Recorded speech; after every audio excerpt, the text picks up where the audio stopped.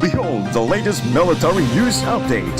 This is AFP Community News, hosted by Rofh Suzon every 12 noon, Mondays to Fridays.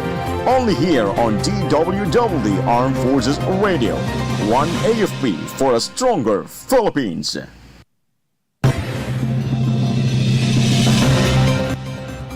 Philippine Navy joins DSEI Japan to boost maritime security and modernization.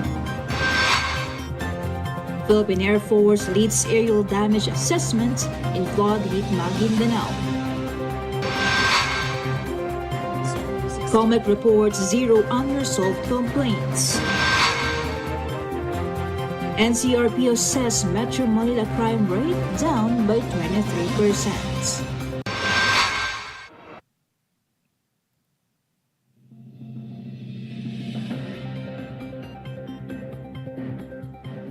Hello to everyone, especially to our troops at Camp Emilio Ginaldo in Quezon City. Today is Monday, May 26, and this is AFP Community News, your source for the updates on the armed forces and other developments across the country. I am Rofh Suzon-Abay, here to bring you today's story. DWDD Armed Forces News. And for the brief overview of our news, the Philippine Navy reaffirmed its commitment to regional security by participating in DSEI Japan 2025 held in Chiba, Japan. Rear Admiral Wario Marayag, the Naval Systems Command Chief, represented the Navy at the International Defense Forum.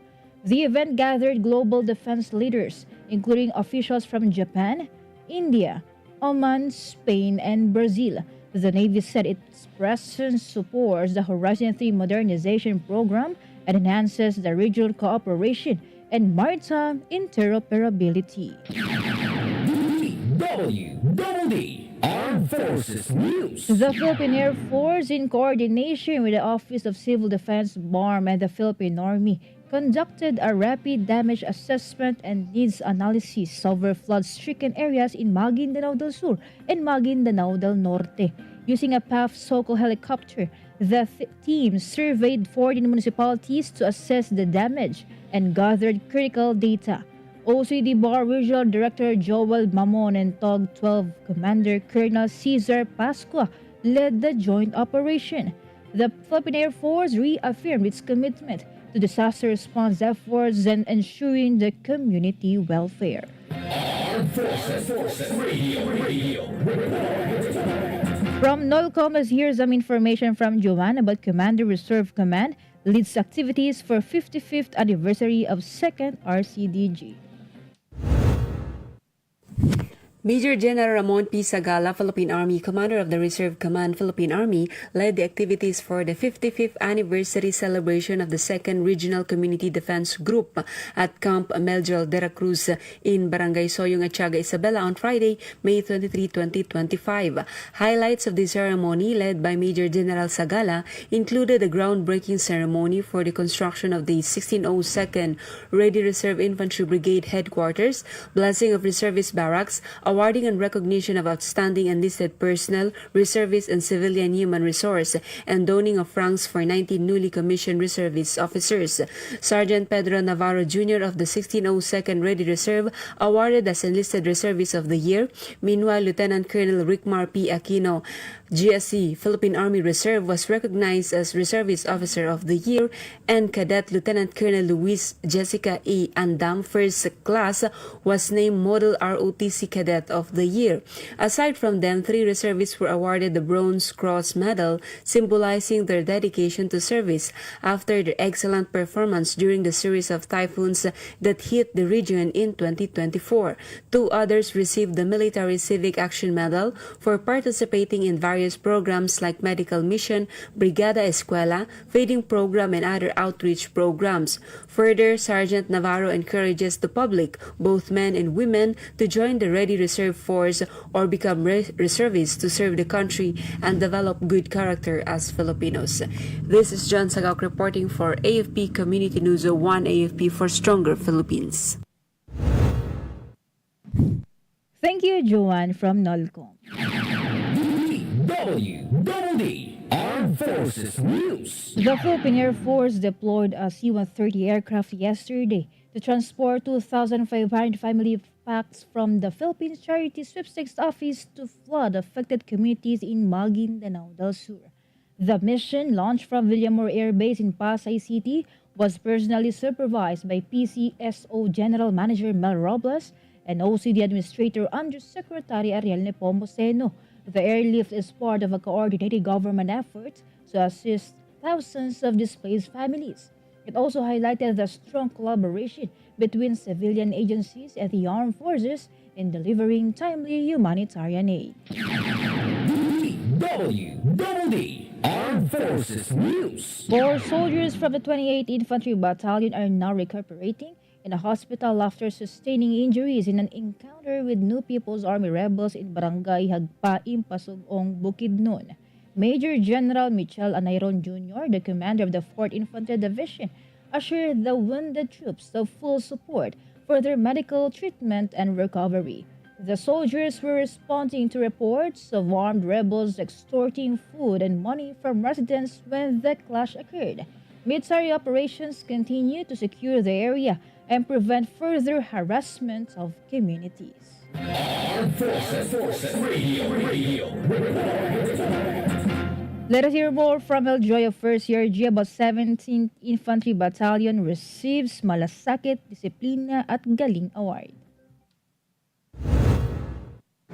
Yes, Rofh, the 17th Infantry Do-or-Die Battalion received plaque of recognition as Malasakit Disiplina Galing Unit awardee presented during the 44th founding anniversary celebration of the 5th Infantry Star Division, Philippine Army.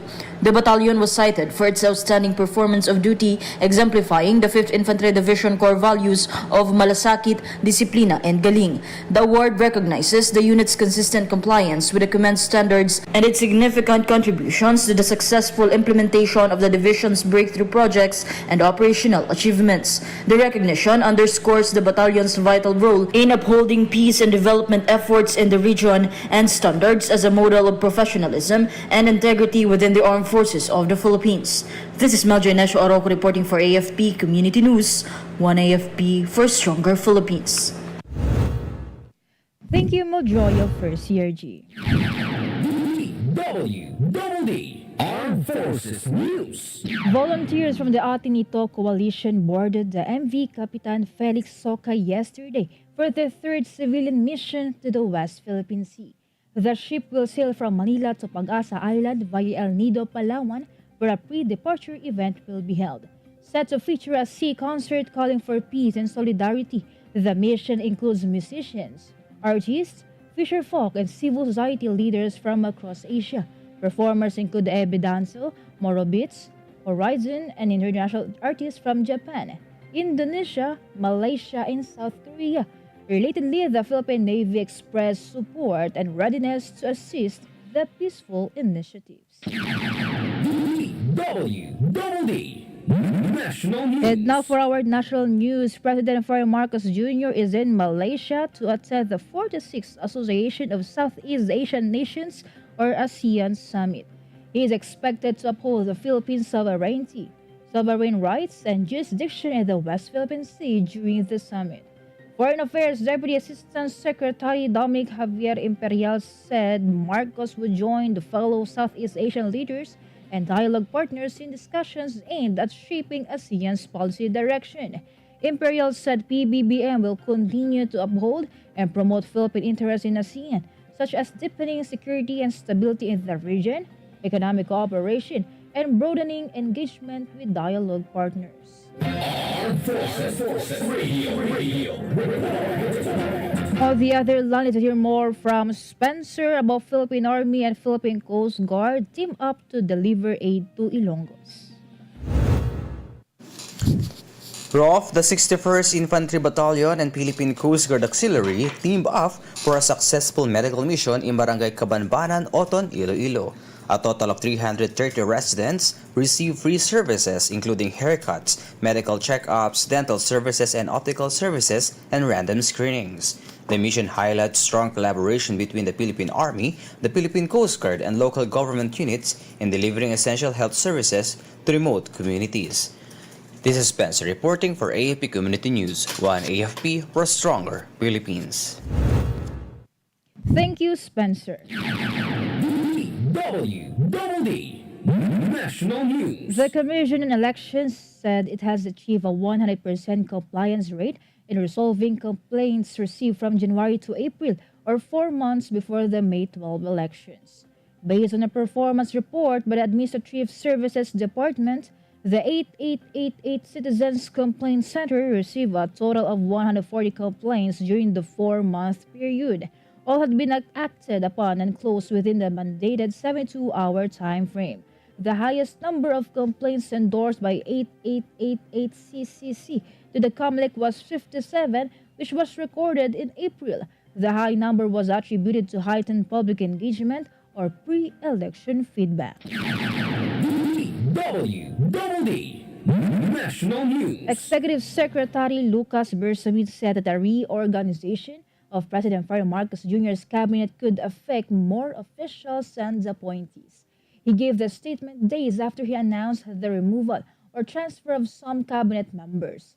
Bersamin said many more will be affected since the president's order for courtesy resignations covers cabinet officials, presidential appointees, and heads of agencies.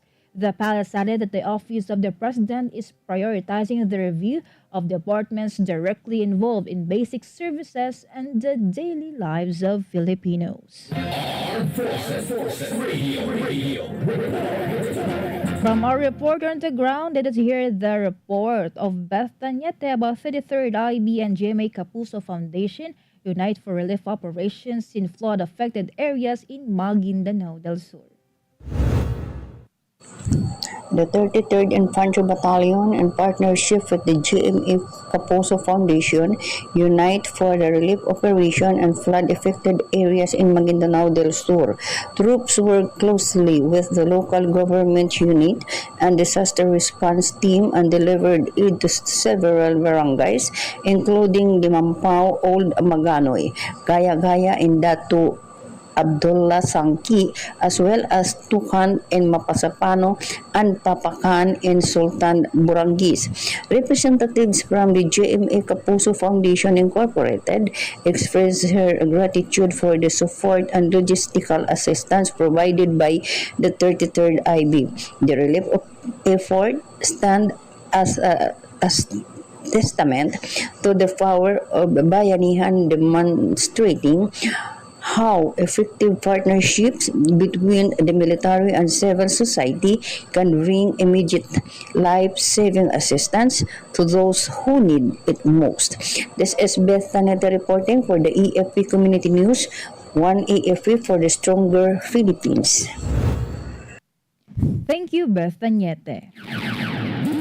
DWDD National News. For other national news, Surigao del Sur's 2nd District Representative Johnny Pimentel said the Commission on Appointments will proceed with the scheduled confirmation hearings for Transportation Secretary Vince Dizon, Information Communications Technology Secretary Henry Aguda, and Presidential Communications Office Secretary J. Ruiz. The CA scheduled the hearings for June 3 even before President Ferdinand Marcos Jr. called for the courtesy resignations of cabinet secretaries. Pimentel explained that a courtesy resignation is not the same as a formal resignation. He added that it is simply an offer to vacate one's position, which the president may choose to accept or reject.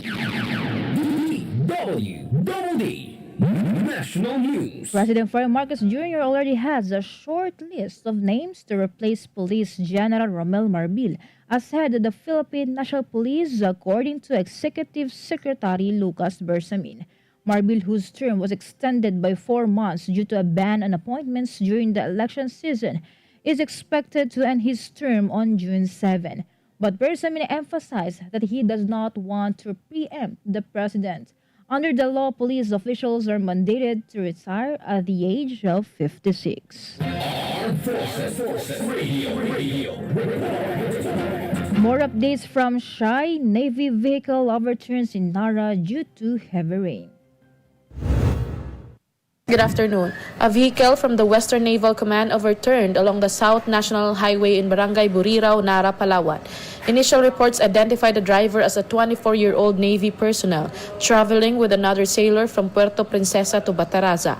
According to police, the vehicle lost control while ascending a sharp curve during heavy rain, skidding on the wet road and slamming into the roadside before overturning. Responding units from Palawan Police Provincial Office are investigating the incident. This is Shai Rivera reporting for AFP Community News, one AFP for a stronger Philippines. Thank you, Shai. DWDD National News. On the other hand, the National Capital Region Police Office reported a remarkable 23.13% decrease in crime incidents in Metro Manila from November 23, 2024 to May 23, 2025. NCRPO Director Major General Anthony Aberin said that the 2,589 crimes registered in the spot period were way lower than the 3,368 logged during the same period last year. The said figure translates to 779 less incidents of murder, homicide, physical injuries, rape, robbery, theft, and car theft. He attributed the decrease to the implementation of crime prevention measures that includes continuous training and adequate resources and alliance with communities and stakeholders for public safety. DWDD National News. Senator Joel Villanueva welcomed the hiring of 10,000 non-teaching positions in the Department of Education. Villanueva said it is a step in the right direction for the education sector. He added that this will fulfill DepEd Order No. 2 Series of 2024, which ordered the immediate removal of administrative tasks of public school teachers. The senator noted that the need for additional personnel has long been called for by public school teachers saddled with non-teaching tasks. Armed Forces Radio. Some information from GIA about Fort ID honors the heroism of wounded soldiers in Impasugong encounter. The 4th Infantry Division honors the bravery of wounded soldiers following an armed clash with NPA remnants in the hinterlands of Barangay Hagpa in Pasugong, Bukidnon. Troops from the 28th Infantry Battalion acted on a tip from concerned residents about ongoing extortion activities in the area. Meanwhile, the Tactical Operations Group 10 along with a medical team provided immediate combat casualty care, airlifting the wounded aboard Black Hawk helicopters. Pursuit operations are still underway to track down and neutralize the remaining threats.